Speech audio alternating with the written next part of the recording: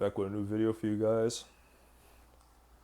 As I always want to start the video, if you guys are new, anyone's new here, my name is Junaid, and I made this YouTube channel to get over the fear of getting in front of a camera, getting over fear of making videos, fear of failure, fear of perception, what people may think of me. I just want to get over that, want to be able to start posting.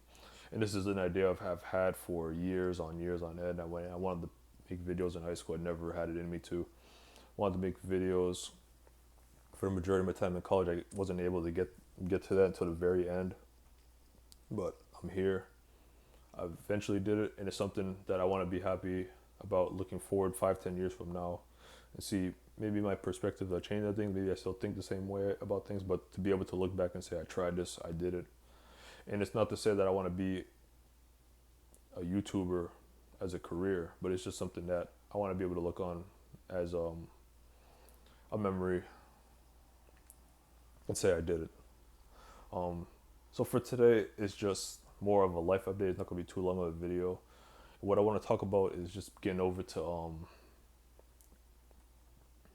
trying to let go of the past, or just letting go of past experiences in general that don't impact how I should feel now and how I should feel back in the future. And I say that as I wear a Salvation Army shirt. That's where my old workplace was, and that's where a lot of the posts from the past video will stem from if you end up checking out that video. But for today, I wanted to bring up 3 examples of how I've turned my mindset on things that I used to resent to now thinking positive and just appreciating for what it was. I think the first thing I want to talk about is for those from Rhode Island watching this, from those from Providence Pacific, and if you know Fox Point, that's the neighborhood I knew for my whole childhood up until I was 18. That's all I knew. I moved to 4 different apartments throughout Fox Point. I was on Preston, I was on East Transit, I was on Furnace, I was on William Street. Like, that's all I knew as a kid.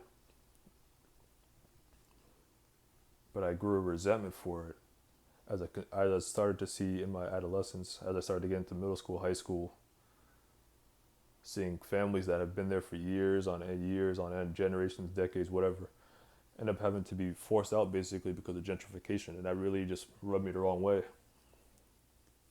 And it made me angry in a sense because I knew eventually it's going to come up to me. And my family, we had to get out of there too. But I shouldn't let that pain and that pretty rough experience to dictate how the previous 18 years of me living there were, and how grateful I am to be able to have been from there and to go back after graduation and just appreciate the journey throughout. I think that's one experience where it was like, man, for years I just didn't want to even go back there, because I just hated how things had turned out for the community. I really had loved the community. Boys and Girls Club, the library. I really enjoyed the community, and it really hurt to have to leave. But I shouldn't hold anything against the people that now live there. It's like it's not their fault that they were given an opportunity to move there. You make the opportunity of what you have. But it just sucks that it came at the price of people who have lived there for so long. And now it's full of apartments that are by room rather than by just the apartment in a whole. It's like full of college students. It's full of people that could afford more, have higher salaries. It's kind of disappointing that we have to get pushed out for them to come in. Because Fox Point, for the majority of my childhood, was a place where, in comparison to other neighborhoods in Providence, I would say it was a bit more safer, but it was still comparable in terms of the rent and the prices. But now it's at a point where if you're a part of a family, you got to get out of there because it's not affordable anymore. And I held that against the neighborhood in total, which was just not the best mindset to go off of. Now I can go back and appreciate the journey and say, yeah, I'm from there. No matter what happened to the neighborhood now, this is me, you know? And I still want to go back and have an impact on the community no matter how things have turned out. So that's one example of me being able to just try to let go of the past of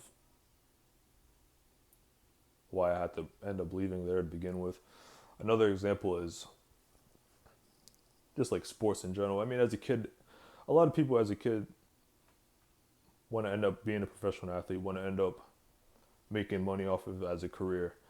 For me, I couldn't even get to anywhere close to that point. I mean, I couldn't even make a school team, but I still use basketball as a way to clear my mind more than anything. I could just go to a court, shoot for hours on end, and that would be good enough for me. So be able to turn around these past experiences and say, maybe I didn't get to where I wanted to get with the sport, but to be able to still use it as a way to clear my mind, as a way to exercise, as a way to meet new people, I'm grateful for that. And then the last thing is, like, as I've mentioned before in past videos, I don't really reach out or have people reach out to me as much as how it's been in the past. And, you know, it sucks. In a sense, it's like, I wish I reached out more to people. But at the same time, I don't expect a lot of these relationships to be the same as they were in previous years. Well, we all have our own lives. Some people are married, some people have kids, some people moved on with their lives, all types of things, right? We're all on our own paths. So rather than me keep trying to revive what relationships may be in the past, I just want to be grateful for what we did have at one point. And if I end up seeing any of these people, it's all love. But I have to be able to get over experiences that were either great and now have dwindled because that's just where life has taken us. Be able to look in the past and say, maybe I didn't get to that particular dream, but to still appreciate it and to still be able to use that as a way to clear my mind, or to be able to look at my past neighborhood and say, although I still have pretty rough opinions about how things turned out, to be able to say I was there for 18 years, I was able to enjoy my childhood there, I was able to enjoy the community there, and I'm able to go back and be appreciated in the community. That's all it matters to me, to be able to still be here after all those experiences and think positively of them. So I think that'll be the video for today. You know, the crazy thing is I had recorded through 2 videos that were about to be 15 minutes. I just took them down. I did take the advice from the last couple of vids, the feedback. So I did try to change the angle, although my focus is still to look directly at the camera. I did have some notes this time, but I'm going to keep trying to improve from this. I'm going to try to watch it through before I upload it, and I'll see you guys next time. Thank you for watching. If you have any comments, you can leave them in the comment section, or I'll also leave my Instagram in the description.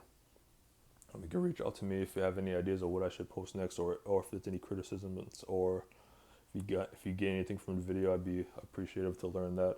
I'm going to try to keep going with this, try to be more consistent, but we'll see. Everyone stay safe, and I'll see you next time.